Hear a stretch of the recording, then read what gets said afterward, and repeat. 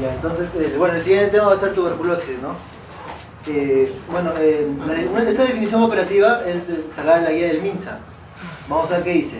Es la persona a quien se le diagnostica tuberculosis con un compromiso del parénquima pulmonar con o sin confirmación bacteriológica, ya sea baciloscopía, cultivo o una prueba molecular. ¿Qué quiere decir esta definición? Que supongamos todo paciente que viene con fiebre, sudoración, pérdida de peso, baja en su radiografía hay un infiltrado en ápice derecho, izquierdo. Supongan que sale el BK negativo. Si sale BK negativo, ¿te excluye el diagnóstico de TBC? No, porque el diagnóstico de TBC también es clínico, radiológico, epidemiológico. Si el paciente tiene mucha clínica, tiene contacto intradomiciliario, tiene su infiltrado en el ápice generalmente, entonces nosotros ya le podemos iniciar tratamiento con un paciente TBC pulmonar BK negativo. Y por ahí puede ir corriendo sus otros exámenes, que es el cultivo de esputo, otra baciloscopía o un MOTS, podemos sacarle una tomografía. Eso ahí vamos a verlo más adelante, pero la definición operativa es sobre esto, quería desglosar. Esto acá es un poco de epidemiología, ¿no? Más o menos ya hay alrededor de 6.000 millones de personas con TBC en el mundo. No, perdón, la población de 6.000 millones, alrededor son 2 millones con infección por Mycobacterium tuberculosis. De estas, más o menos son 16 millones que ya están enfermos de TBC. Y más o menos son 8 millones de enfermos cada año. Y el número de muertes es 2 a 3 millones al año. Todas esas estadísticas, más que todo, son el 95% en los países pobres, como lo que es América Latina. Esta es la tasa de incidencia a nivel mundial. Miren dónde nos encontramos nosotros. Encima de 85 estamos al lado de Bolivia, Ecuador, Guayana, Haití, República Dominicana. Miren lo que pasa al otro extremo prácticamente, una tasa de incidencia baja, donde está Chile, que está al sur nada más. Eso es más que todo por el nivel sociocultural, ¿no? No quiere decir que Chile sea mejor, bueno, en varios aspectos podría ser. Sino que más que todo el nivel cultural de las personas, ¿no? Que vivimos, ¿no? Lamentablemente estamos con el 24. Este de acá son los casos de TBC en el Hospital Las Mercedes. Como ustedes ya casi hemos rotado con la mayoría. Por ejemplo, en 2015 se identificaron 219 casos de TBC, tanto pulmonar como extrapulmonar. En el 2016, 105, 2017, 127. En lo que va de enero a marzo, más o menos ya tenemos 43 casos identificados. El caso aparte he puesto el penal de Pixi porque el penal de Pixi es un alto foco infeccioso. ¿Qué es lo que sucede en el penal de Pixi? A todos los pacientes con sospecha de TBC o que ya tienen la TBC confirmada, ya sea TBC sensible, monoresistente, poliresistente, MDR, hasta XDR, les ponen un cuarto pequeño y todos están juntos ahí. O sea, ahí la tasa de contagio es bien alta. Cada rato vienen pacientes del penal de Pixi a hospitalizarse por TBC, como ustedes han podido ver.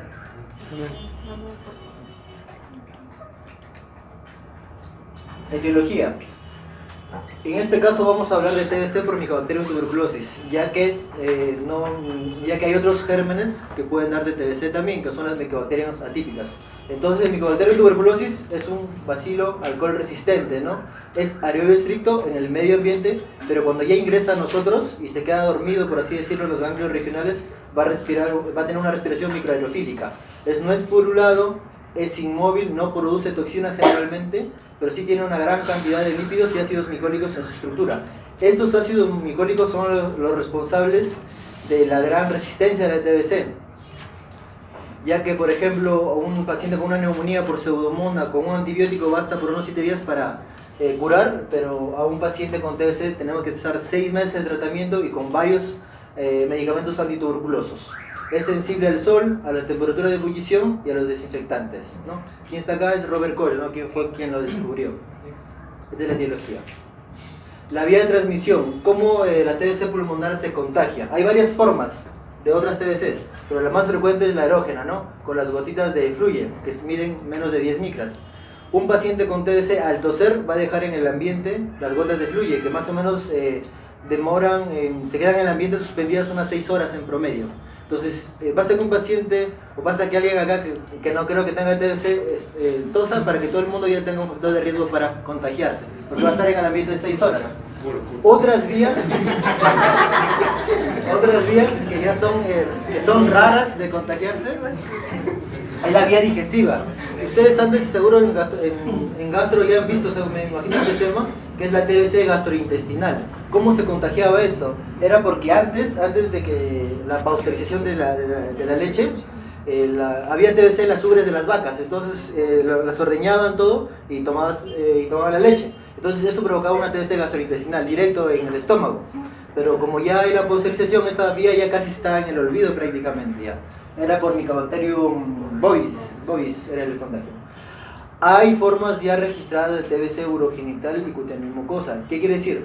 Hay pacientes que tienen TBC en el glande, mujeres en la vulva, entonces puede ser una enfermedad infectocontagiosa también, de transmisión sexual la TBC. Y la vía más rara, que es la transplacentaria, pero que sí es un poco fatídica, es cuando la mamá que tiene TBC desarrolla un foco infeccioso.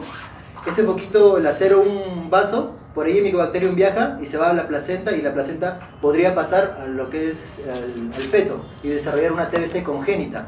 Entonces estamos en la obligación de que toda gestante que es sintomática respiratoria, que por ahí salga BK positivo y sale en su radiografía tiene un complejo, tienen que iniciar el tratamiento lo más pronto posible, porque hay mucho factor de riesgo para que este niño tenga una TBC congénita. ¿Cómo diagnostican en los neonatos cuando salen con TBC congénita? Tienen que hacer su radiografía de tórax, va a ser un patrón intersticial generalmente, no le van a poder hacer BK en esputo.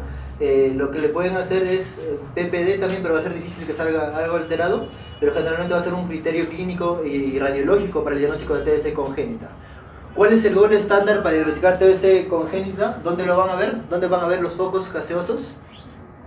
En la placenta. Por eso a todo ginecólogo, si es que van a hacer que operen, hagan una cesárea a una paciente con TBC, tienen que guardar la placenta para que le envíen al estudio anatomopatológico, para que en patología vean los focos gaseosos. Si ven eso ahí, va a ser el gol estándar para diagnóstico de TBC congénita, ¿ya? Esas son las principales vías de transmisión de la TBC. Vamos a decir la fisiopatología a nivel macroscópico y a nivel microscópico. Vamos a comenzar con lo macroscópico. ¿Cuál es el único reservorio de la TBC? El ser humano, ¿no? Va a ser el único reservorio, no existe otra fuente de contagio. No te da el perro, el gato, nada, solamente el ser humano. Este ser humano va a toser y va a producir que los bacilos salgan mediante las gotitas. ¿Y quién va a ser el huésped? El otro ser humano. No cambia. No cambia. Entonces, el huésped, si nosotros nos contagiamos de TBC, ingresa el bacilo, nuestros mecanismos de defensa podrían quedar ahí nada más, podrían retener la infección. Pero ¿qué pasa? Si este bacilo continúa y se va al pulmón, en el parénquima pulmonar, va a desarrollar un foco primario, o conocido como foco de Von. Es un complejo microscópico. Este foco también podría quedar ahí si hay una buena línea de defensa. Pero ¿qué pasa si es que avanza la TBC? Los macrófagos van a capturar este bacilo y lo van a llevar a los ganglios regionales a través de la vía linfática. El foco primario más toma de ganglios regionales se conoce como complejo de Von o complejo de Rankin. Vamos a explicar más adelante qué significa esto. Este foco de Von podría quedar ahí, es una lesión nada más que queda. Por eso el PPD sale positivo, porque el foquito ya lo tienes, pero es microscópico. ¿Qué pasa si la TBC avanza? Va a desarrollar una primoinfección. Y si le hacer un vaso sanguíneo a través de la vía sanguínea, ya se puede ir al cerebro desarrollando una MECTB, a la mama una TBC mamaria, a la rodilla, a los cartílagos desarrollando una TBC osteoarticular. Así se da una TBC extrapulmonar. ¿Cómo es el nivel microscópico? ¿Quién es el responsable de la inmunohistopatología de la TBC? Es una célula que es el macrófago. El macrófago, al tratar de defendernos, va a tratar de fagocitar el bacilo y mediante un complejo de histocompatibilidad lo va a presentar a los linfocitos T. Los linfocitos T, a través del factor de necrosis tumoral, de interferón gamma, va a provocar que haya mayor migración de macrófagos que están inactivados, los va a activar y va a provocar que estos macrófagos de la sangre pasen al parénquima pulmonar y traten de fagocitar a todos los bacilos.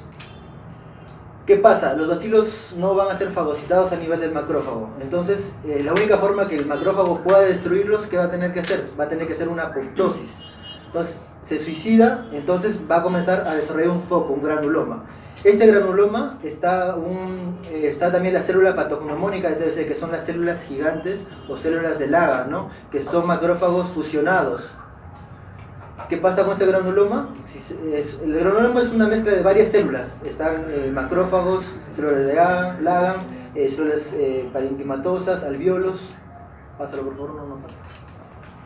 Entonces, esto de acá va a ser lo que es el foco de Gom.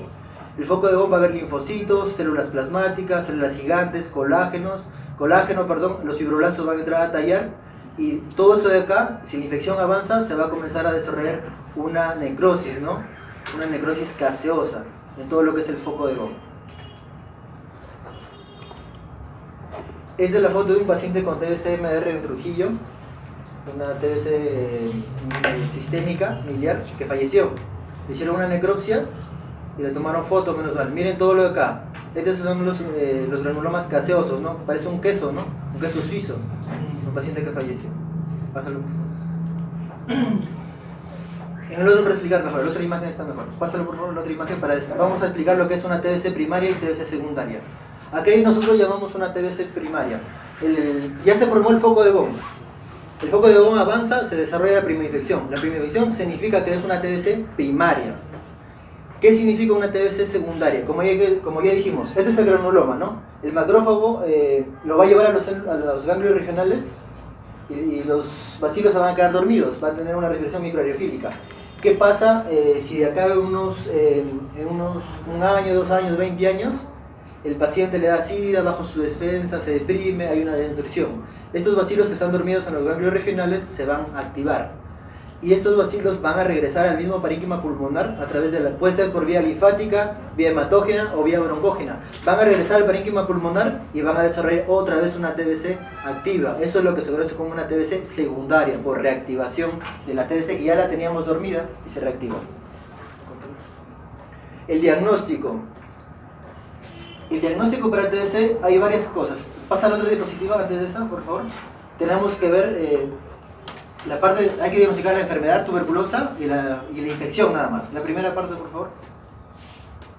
Entonces, ¿cómo nosotros diagnosticamos infección? La única prueba para diagnosticar infección es el PPD. El PPD nos indica que nosotros tenemos el bacilo adentro, no que estamos desarrollando la enfermedad. Entonces va a haber una reacción, ¿no? ¿Cómo se tiene que tomar el PPD? Lo tiene que tomar en la parte del antebrazo, le ponen la ampollita y esperamos 48, 72 horas, generalmente 72 horas para la lectura. ¿Cuál es una lectura correcta? Es que tú tienes que medir la induración, la pápula, no se mide el eritema, porque puede ser una reacción alérgica que te puede dar inclusive todo el brazo y no vas a medir todo ese eritema, solamente se mide lo que es la induración. Este PPD nos ayuda para varias tomas de decisiones, uno para diagnosticar infección y el otro para qué. ¿Para qué más nos sirve el PPD? Para más que todo inicio de quimioprofilaxis, ¿no? Por ejemplo, tiene un niñito de 5 años, su mamá ha tenido TBC, es un contacto intradomiciliario. Le toman PPD, salen 0 y otro PPD salen 5. ¿A quién le dan quimioprofilaxis? A los dos, porque la guía que dice PPD paciente menor de 5 años independiente del PPD tiene que iniciar quimioprofilaxis porque ya está en contacto. Si es un paciente mayor de 5 años, de 5 a 19 años, si el PPD es mayor de 5 o 10, ya se le puede iniciar tratamiento. ¿A qué otro paciente le van a iniciar terapia preventiva con sinacida? A los pacientes inmunodeprimidos como VIH o los pacientes que van a recibir quimioterapia, ¿no? Pacientes con cáncer. Entonces también nos ayuda el PPD para eso, ¿no? Para la toma de decisiones. Por ejemplo, si mi PPD está en 20, pues 20, 40. El personal de salud, que somos todos nosotros, ustedes van a ingresar a su internado, les toman un PPD, su radiografía sale normal, su vaciloscopía sale negativa, su PPD sale en 5, allá por así. No tienen indicación de iniciar quimioprofilaxis, pero a los 2 años o al año de haber acabado su internado, su PPD está en 15. Quiere decir que ha habido una conversión. O sea, ustedes supuestamente lo que dice la guía, que sí deberíamos recibir terapia preventiva con sinacida. Pero a las finales, si a nosotros nos da TBC, no nos va a dar la simple, pues no nos va a dar quizás la resistente. Así que sería en vano darles una pastillita para que reciban eso y a las finales les vamos a hacer factor de riesgo para que se hagan MDR. Entonces eso está en discusión todavía, ¿ya? En lo que dice. Esa es la parte de la infección. Vamos a ver la parte del diagnóstico de la enfermedad. A ver, pásalo por favor. La enfermedad. La enfermedad por tuberculosis. ¿Cómo ya nosotros diagnosticamos un paciente que ya tenga la TBC? Tenemos que ver los factores de riesgo, su evolución clínica, la exploración física, laboratorio mediante la vaciloscopía del cultivo, radiografía de tórax, tomografía. Y si es que todavía tienes duda con todo esto, podríamos entrar a lo que es una broncoscopía para hacer lavados o biopsias. Vamos a ir parte por parte. Factor de riesgo. ¿A qué yo llamo contacto TBC? ¿A quién yo le defino como contacto? ¿Quién es contacto? En la UNED está todo TBC, quiere decir que estamos en contacto. ¿A qué se define contacto intradomiciliario? El contacto puede ser intradomiciliario o en tu trabajo, ¿no? Pero ¿qué yo llamo contacto? ¿Hasta cuánto tiempo? Hasta los 3 meses. Hasta los 3 meses de diagnosticar a TBC. Ese se llama contacto. Si un paciente ha tenido hace 20 años y tú hablas con él, no es contacto TB, porque ya pasó. Tiene que ser 3 meses, ¿ya? Dentro de la parte clínica, los síntomas de TBC, los clásicos, generalmente es un paciente febril, tiene fiebre, sudoración profusa que moja el polo en las noches, hiporexia, lo que es disminución del apetito, puede haber hemoptisis, puede haber dolor torácico. Generalmente el dolor torácico es cuando hay un derrame pleural, ¿no? Cuando hay derrame pleural. Disfonía cuando hay una TB laringe. ¿Cuál es la TBC que más contagia?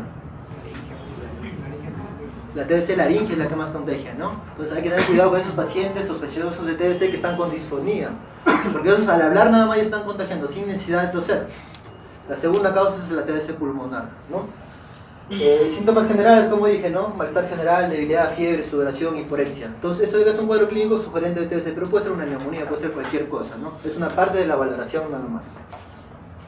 Recuerden, el diagnóstico va a ser respaldado por ver los VAR en la vaciloscopía, pero ¿cuál es el gol estándar? El cultivo de BK. ¿Qué otros gérmenes son BKs positivos? Aparte del Mycobacterium tuberculosis. ¿Cuáles más son BKs positivos? Ya le preguntas siempre les hago. ¿Nocardia? Ya Nocardia es uno, ¿quién más? Las micobacterias atípicas. Mycobacterias atípicas. Pseudomonas. No, pseudomonas no. Nocardia, Mycobacterias atípicas, faltan 2 más. Difteria y Corinobacterium también es otro. El otro no me acuerdo. Entonces el gol estándar para el diagnóstico de TBC es mediante cultivo, para tipificar, para ver que realmente tu TBC es por Mycobacterium tuberculosis. Ese es el gol estándar para el diagnóstico de TBC. Pásalo por favor. Entonces, ¿qué es la vaciloscopía? ¿No? Se va a necesitar de 5.000 a 10.000 bacilos de esputo para que recién nosotros tengamos BK positivo. Eso es lo típico que ya saben, ¿no? ¿Qué significa BK negativo? Un paciente que la vaciloscopía no se encuentra en ningún bar, nada, cero bacilos. ¿A qué llamamos paucibacilar? Un paucibacilar va a ser aquel paciente que se observa 1 a 9 bar en 100 campos observados, ¿no? Se tiene que ver el número exacto en los 100 campos observados. O sea, es un paciente que tiene 1 a 9 bar en todos los campos explorados. Aquello llamo un paciente BK positivo. Va a ser en promedio va a ser 10 a 99 bacilos en los 100 campos explorados. BK2 cruces va a ser 1 a 10 en 50 campos. Y positivo 3 cruces va a ser más de 10 bar en 20 campos explorados. Las cruces quieren decir que el paciente contagia más, es más propenso a contagiar más, es más bacilífero, ¿no? Continúa, por favor. Y acá está el cultivo, ¿no? Es el cultivo de Loweston-Jensen, ¿no? Y para que un cultivo salga positivo solamente necesitamos 10 bacilos, ¿no? Por eso un paciente generalmente, como ya dijimos, necesitamos 5.000 a 10.000 bacilos. O sea, si está menos de esa cantidad, los pacientes van a ser BK negativos. Pero no quiere decir que no contagien por si acaso, ¿eh? No estén tan seguros. Entonces, con 10 bacilos ya el cultivo puede salir positivo. ¿Y el cultivo cuánto demora? 4 semanas. 3 a 4 semanas. De 3 a 4 semanas. Demora con no, 4 semanas. depende de qué cultivo, no hay cultivos rápidos o cultivos convencionales. Este cultivo demora mínimo 45 días, ¿no? Hasta 3 meses puede demorar, porque la Mycobacterium es de crecimiento lento. Entonces, ¿nosotros qué hacemos? Viene un paciente con TBC, ¿tenemos que esperar el cultivo para arrancar el tratamiento? No, tenemos que iniciarlo lo más pronto posible. A ver, continuamos. Estos son otros cultivos, el agar, el Loweston-Jensen que ya lo vimos, el Bactec. Este cultivo demora 20 días, si no me equivoco demora 25 días. Hay otros cultivos, pero de sensibilidad, que son el MOTS, que ya hemos hablado. ¿Qué es el MOTS? El MOTS es una prueba rápida para, uno, te identifica el bacilo y te identifica a qué es sensible, a qué es resistente, ¿sí? Isoniazida y rifampicina, como prueba rápida, ¿no? Y tenemos otros que son las sondas genéticas que en Perú ya se hacen, que es identificar el PCR para micobacterias, ¿no? Puedes identificar tuberculosis o micobacterias atípicas. ¿Qué significa esto? Más o menos, ¿saben en cuánto tiempo ustedes pueden saber si están con TBC o no? En 4 o 5 horas nada más es el resultado. Y estas Perú sí tienen las sondas genéticas. ¿Cuánto cuesta? 450 soles. Entonces, eso multiplicado por toda la población, imposible para que el Ministerio de Salud gaste en eso, ¿no? Pero sí se hace. Así que ya saben, si por ahí sospechan, invierten 450 soles y arrancan tratamiento en un día nada más. Esas son las ondas genéticas para PCR, ¿ya? Yo sé que en Lima nomás o En Lima, acá no hay. Y también las ondas genéticas también nos sirven para ver los genes de resistencia, ¿no? Entonces, tú también ya puedes saber a qué eres resistente, porque generalmente lo mínimo que tienes que esperar para que te hagan el MOTS, miren, esperan el cultivo que demora un mes, con suerte, hasta 3 meses. Supongamos que demora un mes, sale un mes, de ese cultivo positivo recién le van a hacer el MOTS. Pues el MOTS no va corriendo antes, entonces esperan 15 días más. O sea, en un mes, 15 días, recién ustedes van a saber si tienen, debe ser resistente o no. Mientras tanto van a recibir el esquema sensible nada más, ¿no? Y supongan que ustedes tienen resistente, va a ser por las puras esquemas, pues han tomado tanto tiempo. ¿Continúa? La radiología, ¿no? ¿En dónde es más frecuente encontrar los infiltrados pulmonares en el TBC? En los ápices, ¿no? ¿En qué segmento? En el S2, en el segmento posterior de los ápices. ¿Y si fueran los lóbulos inferiores, en qué segmento? El S6, ¿no? Lóbulos, segmentos superiores de los lóbulos inferiores, en el S6, son los más frecuentes. Entonces, esta es una radiografía de una paciente mujer donde hay un infiltrado en el ápice derecho, ¿no? Un infiltrado, toda esta parte de acá. La tráquea no está tan jalada, pero es un infiltrado, ¿no? Por una probable TBC. ¿Qué más tiene? Acá también podría ser un pequeño infiltradito, pero parece que tuvieron derrame pleural también acá. Miren, comparen este ángulo con el de acá. También hay derrame pleural, ¿no? Signo de actividad, entonces. ¿Será que está un poco desviada? Sí, ligeramente desviada podría ser. La otra continúa. Y este es un paciente que ya ha tenido TBC y ha evolucionado a un fibrotórax secuelar. Esta es una secuela de TBC. La TBC nos da una secuela que son las bronquiectasias, ¿no? Bronquiectasias, fibrotórax secular. Miren cómo está su tráquea. Es una S, es un codo. Eso es lo que pasa cuando hay una mala evolución, ¿no? Está en los dos lados están tomados, tanto el izquierdo como el derecho.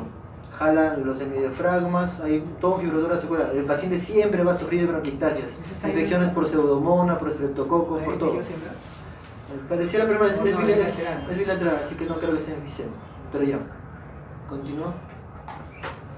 La tomografía también nos ayuda. Un paciente con sospecha clínica, sospecha epidemiológica, el examen físico también un uso crepitante en ápice, tiene pero su radiografía podría salir normal. Recuerden que el foco de Bohm es microscópico generalmente, no se puede ver en la radiografía de tórax, a menos que haya una infección y haya recién necrosis para que pueda ver. Entonces nosotros, el siguiente paso es pedirle una tomografía. ¿Cuáles son los signos tomográficos de actividad de TBC? ¿Qué hay acá? Comparen este lado con este lado. Miren, hay derrame pleural, un poquito de derrame. Hay una consolidación pulmonar rodeada de un pequeño vidrio de lustrado. Hay árbol en brote. El árbol en brote es cuando los bronquiolos terminales se llenan de líquido y se ven unas yes, como unas yes. No se puede, en la diapositiva se ve mejor cuando la vean. Acá no se puede ver bien por la imagen grande. Y también hay nodulillos pulmonares. Esos son signos de TBC activa. Consolidación pulmonar, signo de halo con vidrio ilustrado, derrame pleural, árbol en brote y nodulillos pulmonares son los signos de TBC activa, que se puede ver en la tomografía y quizás en la radiografía no se puede ver. ¿Continúa? ¿Qué pasa si el paciente aparentemente sale todo normal? En los hospitales nivel 3, nivel 2 se tiene que demostrar, no basta solamente con pensar que puede ser, tienes que demostrar tú. Entonces, si tu paciente sale de K negativo, mientras esperas el cultivo, en tu tomografía ves por ahí algún signo sufrente de TBC, el siguiente paso es hacerle una broncoscopía. Se hace una broncoscopía para hacer un lavado bronquial, también para hacerle vaciloscopía, para hacerle cultivo y para hacerle biopsia también, ¿no? Para buscar los granulomas, células gigantes y todo eso. Ese es el último paso ya para el diagnóstico de TBC, una broncoscopía diagnóstica. Continúa. ¿Cuál es el tratamiento de TBC? El tratamiento está dividido en dos grandes grupos. Uno que es la TBC sensible y otro va a ser la TBC resistente.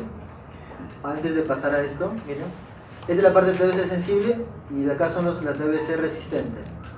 Retrocédelo al comienzo para ubicarnos. Entonces, todo paciente que tú le diagnostiques tuberculosis, se tienen que esperar varias cosas. Esperar el MOS, esperar el cultivo, esperar su evolución. Pero generalmente todo paciente arranca con un esquema sensible. ¿Cuál es el esquema sensible estandarizado por el Ministerio de Salud? ¿Cuántos meses dura? 6 meses, ¿no? 6 meses. 2 meses la primera fase de isoniazida, rifampicina, etambutol, piracinamida, y 4 meses de isoniazida, rifampicina, y el guión y el subíndice que dice acá 3 es que quiere decir que se va a dar 3 veces a la semana, y es de acá todos los días. Lo ideal es que un paciente sea sensible al núcleo, ¿no? Sensible a isoniazida, rifampicina, con más razón le das tu esquema sensible. Puede ser resistente a isoniazida y sensible a rifampicina, hay un esquema estandarizado para eso, para TBC resistente, que dura 9 meses y se cambia, ¿no? Se cambia lo que es la rifampicina por el levofloxacino. Puede ser al revés. El esquema MDR, y cuando es resistente a rifampicina se parece mucho, solamente cambia la cantidad de meses. Y si es sensible a isoniazida, se agrega solamente lo que es la isoniazida del esquema. Pero ese esquema se parece mucho al MDR, ¿no? Eso lo vamos a ver más adelante. ¿Continúa?